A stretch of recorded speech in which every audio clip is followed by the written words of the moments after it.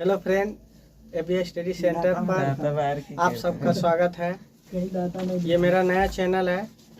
आज से हम लोग 10th का ऑब्जेक्टिव सेशन लेकर के आपके बीच आएंगे और शुरुआत करते हैं एपी का पहला सवाल।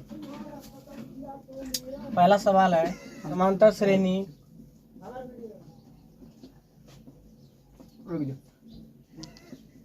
समांतर श्रेणी 6 तेरे 20 डॉट 216 का के बीच मध्य पद क्या है। देखिए, समांतर श्रेणी 6 तेरे 20 216 के बीच मध्य पद क्या है। जब भी ऐसा सवाल पूछेगा तो इसको बहुत शॉर्ट तरीका से मैं बता देता हूँ। एक फार्मूला होता है मध्य पद बराबर अंतिम पद प्लस प्रथम पद बट्टे 2। इस पर आप रख दीजिएगा, मान पुट कर दीजिएगा, बन जाएगा प्रथम पद बटे अंतिम पद है 216, प्रथम पद है 6 बटे 2, 216 प्लस 6 जोड़िएगा 222 बटे 2, काट के होगा 111। यही इसका सही आंसर होगा। जब भी ऐसा सवाल पूछेगा तो इसी फार्मूला को लगाकर बनाइएगा। ठीक, अब दूसरा सवाल चलते हैं।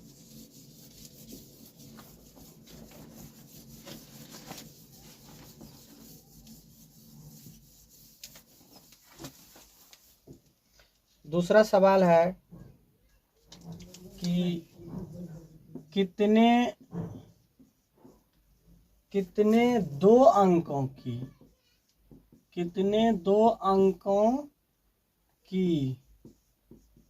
संख्या 3 से विभाज्य है।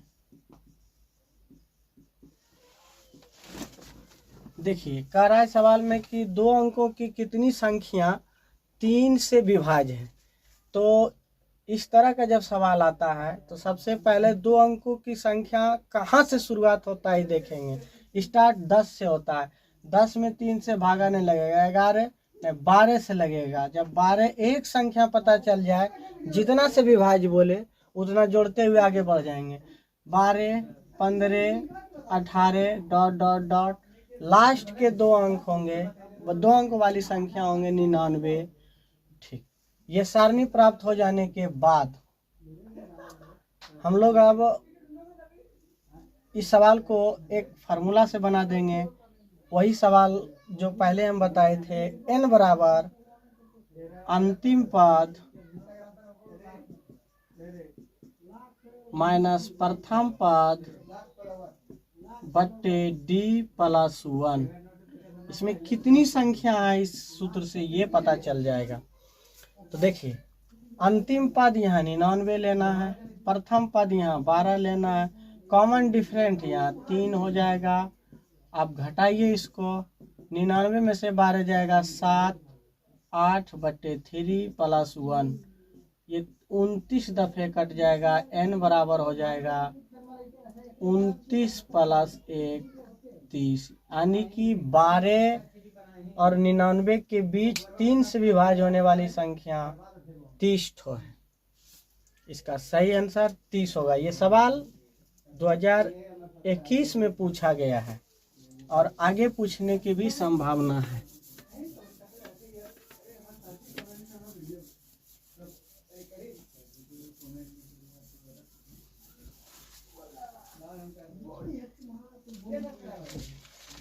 अगला सवाल हम लोग लेंगे तीसरा सवाल है समांतर श्रेणी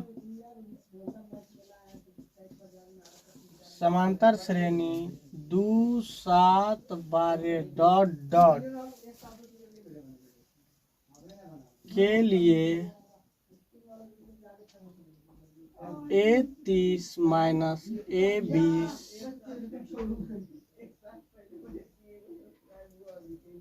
का मान क्या होगा। देखिए ये भी एक नया तरह का सवाल है। समांतर श्रेणी 2 7 12 डॉट डॉट के लिए a30 a-20 का मान क्या होगा। ये सवाल बहुत अच्छा सवाल है बाबू। इसको शॉर्ट में ऑब्जेक्टिव सेशन के लिए कैसे बनाएंगे।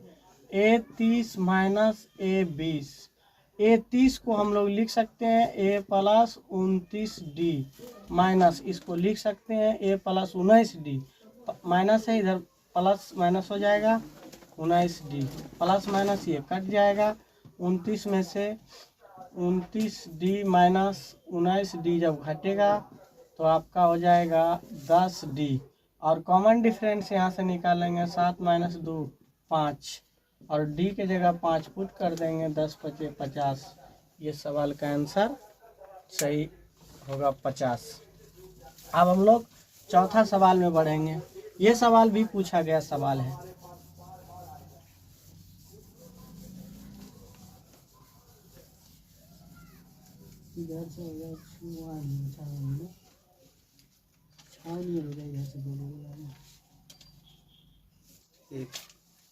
पांचवा सवाल कर रहा है कि प्रथम 200 तक सभी प्राकृतिक संख्या 200 तक सभी प्राकृतिक संख्या का योग क्या होगा। योग क्या होगा। देखिए ये सवाल भी ऑब्जेक्टिव में पूछा जाता है। प्रथम 200 तक सभी प्राकृतिक संख्या का योग क्या होगा। जब भी ये सवाल आएगा तो इसके लिए एक फार्मूला होता है, छोटा सा फार्मूला योग निकालने के लिए, यानी SN, या इसको आप योग बराबर लिख सकते हैं, योग बराबर n इंटू n प्लस 1/2। इस पर आराम से बन जाएगा बाबू। n का मान यहाँ 200 लेना है, 200 प्लस 1/2। अब 2 से इसको डिवाइड कर दीजिएगा, 100 गुने 101, इसका मान आएगा 2 शून्य इधर लगा दीजिएगा, इतना इसका करेक्ट आंसर हो जाएगा। ये छोटा तरीका से बनाने का ये तरीका। और भी कई तरीका से सवाल बनता है, लेकिन ऑब्जेक्टिव सेशन में जब भी ऐसा सवाल पूछेगा तो आप इसी तरह से सवाल को जवाब दीजिएगा। ये सवाल भी पूछा हुआ क्वेश्चन है। अगला क्वेश्चन देखिए, छठा क्वेश्चन मेरे पास है कि 1 से 100 तक सभी प्राकृतिक संख्या, सेम वही सवाल, सभी प्राकृतिक संख्या का योग क्या होगा। यहाँ भी योग बताना है। देखिए तो यहाँ भी योग बराबर आप लिख सकते हैं n into n plus 1/2। n का मान यहाँ 100 लीजिएगा, 100 प्लस 1/2, 2 से डिवाइड कर दीजिएगा 50, 50 गुने 101, आप 5550, यानी इतना इसका करेक्ट आंसर हो जाएगा। ये सवाल भी कई बार मैट्रिक में पूछा गया है, इस बार भी पूछने का चांस है। इस पर नया सवाल भी बन सकता है। प्रथम बोले 1 से फलना या कोई भी संख्या डिजिट का नाम ले ले, यहाँ तक योग निकालना है तो आप उसको इसी फार्मूले से सवाल को बनाइएगा। चलिए अगला सवाल,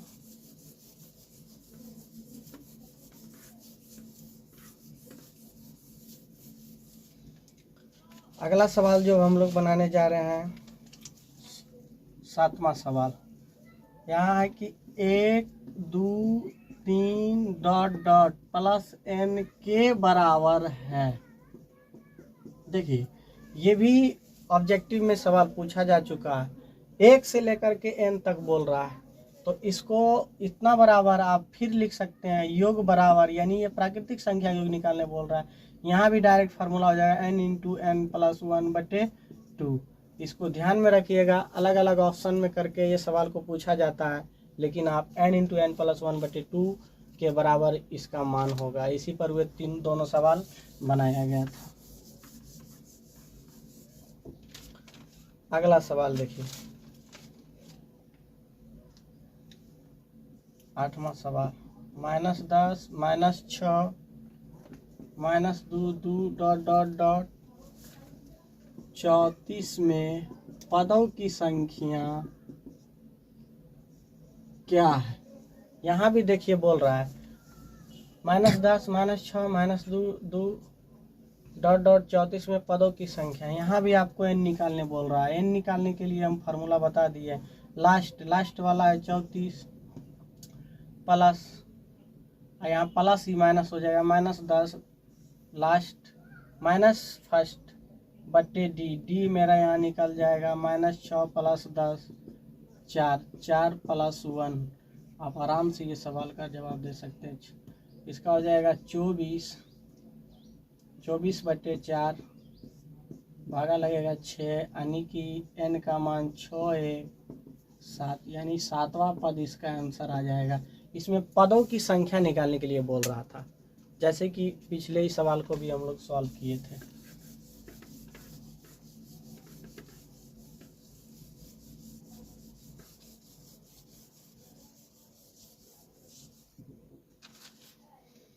अगला सवाल हम लोग चलेंगे समांतर श्रेणी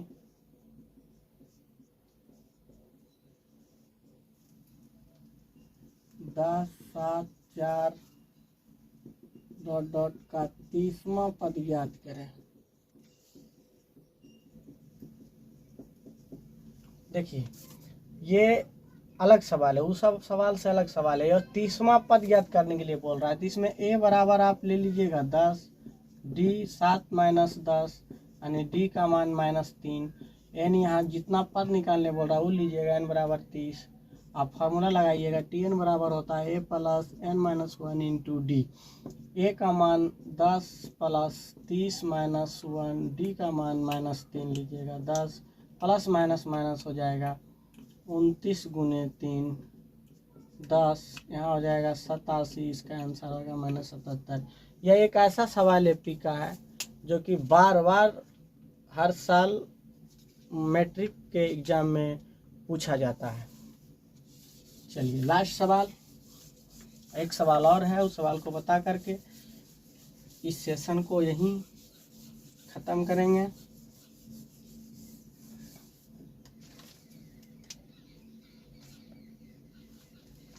चलिए 10वां सवाल, समांतर श्रेणी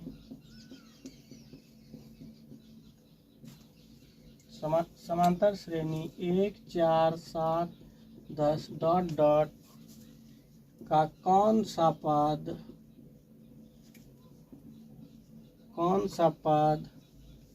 88 है। इसमें भी वही बोल रहा है कि 1 4 7 10 डॉट डॉट का कौन सा पद, यानी कितने पद है। यहाँ भी n निकालना है, वही फार्मूला लगाएंगे। लास्ट में 88 है, 88 फर्स्ट में -1 देंगे। d का मान यहाँ b 4 - 1 बराबर 3, यानी 3 के डिफरेंस से ये आगे बढ़ रहा है। n बराबर हो जाएगा 87/3 + 1। इसको 29 दिया 87, 29 1 + 30, इसका आंसर होगा 30वां पद। ये भी सवाल कई बार रिपीट हो चुका है एग्जाम में, और आने वाले एग्जाम में भी ये पूछा जाएगा। देखिए मेरा ये नया चैनल है, इसी तरह हम आपको 10th का जितना भी सिलेबस है सब सिलेबस बारीकी से हर दिन हम आपको पढ़ाएंगे। और आगे जो भी सेशन आएगा मेरा चैनल को सब्सक्राइब और कमेंट करके आप कुछ भी दिक्कत हो तो बता सकते हैं। ठीक, जय हिंद।